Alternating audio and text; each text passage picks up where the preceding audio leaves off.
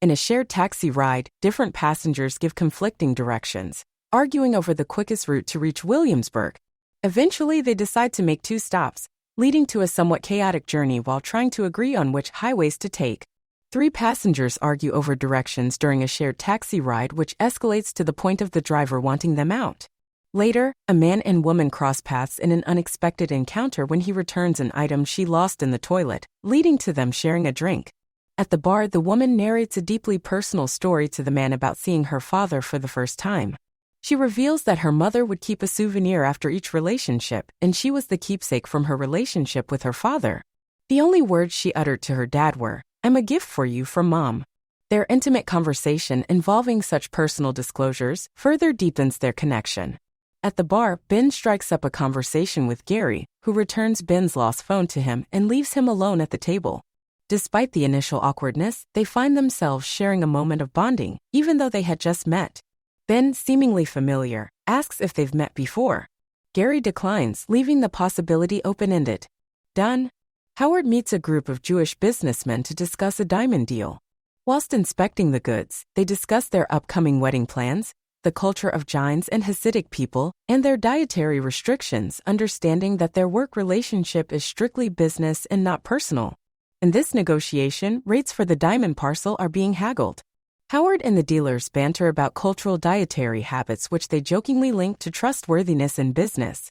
Eventually, they settle on a price but not before some light-hearted theatrics about starving children and tight profits.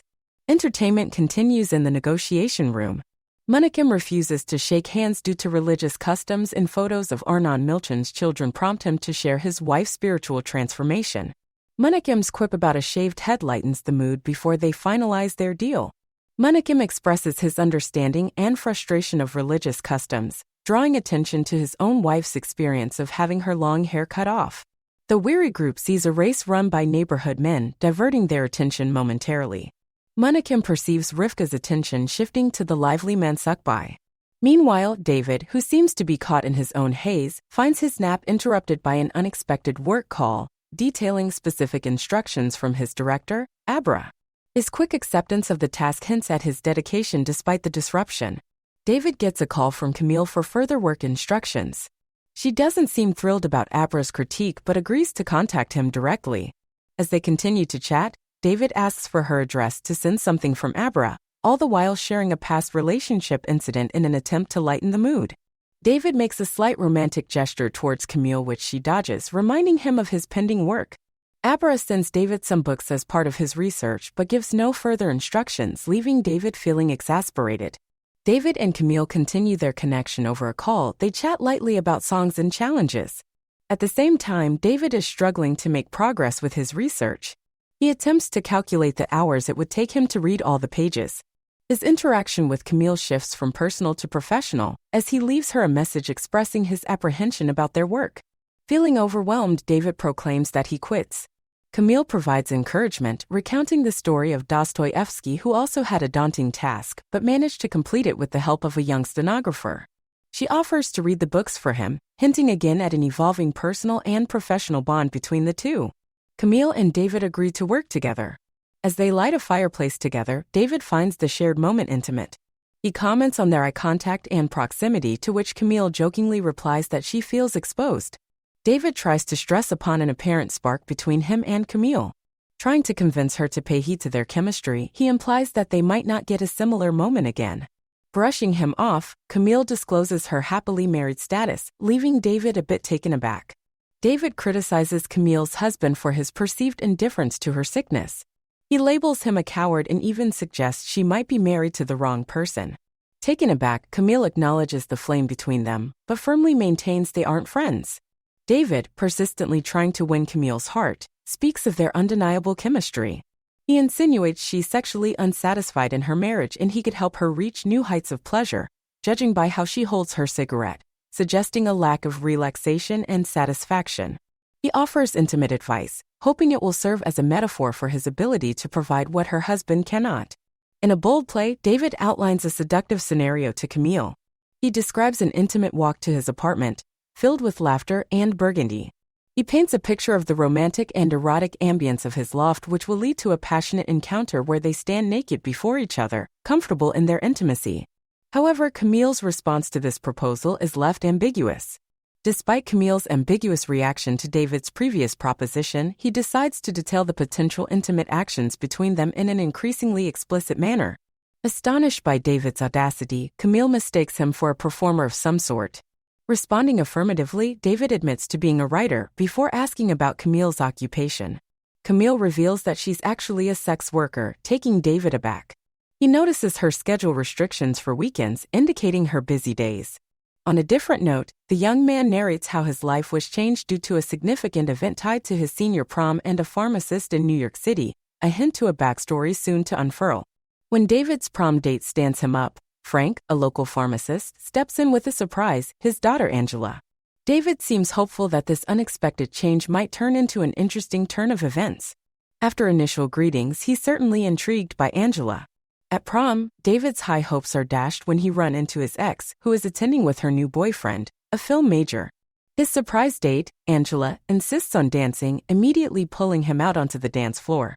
Ignoring his discomfort, David tries to navigate this unexpected situation as best as he can. Angela convinces David to walk her home through the park, and the couple ends up spending the night together.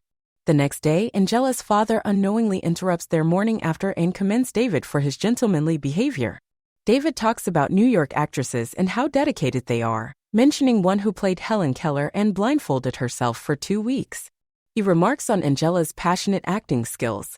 Later, they spend time together in Central Park, further cementing their growing bond. David and Angela spend more time together and David is clearly smitten. Angela, on the other hand, seems to be dealing with internal conflict, contemplating why she gave him her number and questioning her decisions from the night before. David's infatuation with Angela intensifies, leading him to question his feelings and motives while dealing with typical insecurities. His internal monologue reveals fears, desires, and self-doubt as he heads to meet her at a bar. After spending the night with David, Angela feels conflicted about their relationship. She thought it was just about sex, but can't ignore that something more happened. Hoping to clarify things, she decides to meet him for drinks and express her understanding that their encounter meant nothing more. Angela meets David at a bar to discuss their relationship but gets distracted by a notification on her phone. Meanwhile, a foreign guest checks into a New York hotel, fondly noting the city's diverse population, and requests to have flowers in their room. Delighted to find violets in her hotel room, Angela starts feeling incredibly lucky. However, her satisfaction is cut short when she abruptly gets a shooting pain in her back. As she struggles, David is seen knocking at the door, carrying something that might be of help. Angela and a hotel staff member share a bottle of champagne and a conversation about her singing past in Paris. The young worker admires Angela, wishing she still sang, expressing it's sad to see her seem melancholic. Angela experiences a sudden flash of discomfort but covers it up quickly. Angela continues to share time with the painter, discussing their common passion for painting. The young worker shares her vision and approach to art, vividly expressing how she finds inspiration in her surroundings. Angela listens, perhaps fondly recalling her own early days of aspiration. Angela and the little girl, Taya, share an imaginative and playful day out, looking at the city from a creative perspective and engaging in a friendly, childlike banter. Later, breaking a house rule, Man treats Taya to a hot dog, deeming it their secret. Man and Taya encounter some women at a playground who commend him for his aptitude with children, referring to him as a Manny. As Taya shares her imaginative concepts about the sun and moon with Man, Angela admires Taya's outfit upon their return home. Man picks up Taya again from Angela's place. As he goes about errands and interacts with people in the community, he gets an unexpected request from a man wanting to paint his portrait, leaving Man a bit puzzled. The man encounters several people around his community, from people navigating the apartment building to a woman who recognizes him as a frequent customer at the coffee shop. Suddenly his day gets interrupted when he receives a call from Peter, a person he seems familiar with. Despite being stressed over important clients, the man continues to navigate his day and has another seemingly mundane but descriptive conversation about city life. He converses about the beauty of simple moments in the hustle and bustle of New York, enjoying the sidewalk moments, observing the surroundings, and sometimes encountering strangers with whom he can share a guilt-free conversation. In a flirtatious conversation with a stranger, the woman admits to having no underwear on while her oblivious husband waits for her at a nearby restaurant. The stranger indulges her, expressing sympathy for her lonely husband who fails to notice her allure. The woman continues her conversation with the stranger, making her intentions clear and expressing her desperation for change. After he leaves, she returns to her husband, telling him she loves him. Meanwhile, a different couple deals with an unexpected yoga-related accident. Tensions arise when Lydia is at her partner, Mr. Rickley's pharmacy for a prescription, and his untactful comments about her needing to have babies leads Lydia to leave in frustration. Another couple argues over their lack of shared experiences in feeling always having to take the lead in initiating activities. After Lydia leaves Mr. Rickley's pharmacy, she argues with her partner about their lack of shared experiences. Amid their argument, they impulsively decide to embark on a trip to Rome, but their journey begins with an argument about the way she lifts her feet. Despite the constant bickering revealing their discomfort with dependency due to old age, Lydia and Mr. Rickley are tied by a deep bond. Their playful banter, while walking slowly down a street, revolves around their physical troubles and symbolizes their shared life's journey. Despite their banter revolving around Mr. Rickley's eyesight and driving skills, their deep bond becomes apparent.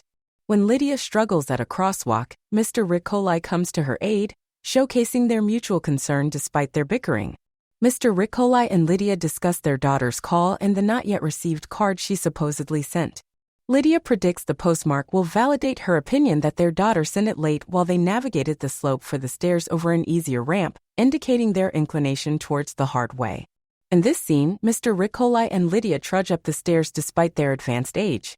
They bicker humorously about the unnecessarily strenuous task, her heart ailment, and the thought of getting killed due to the stairs.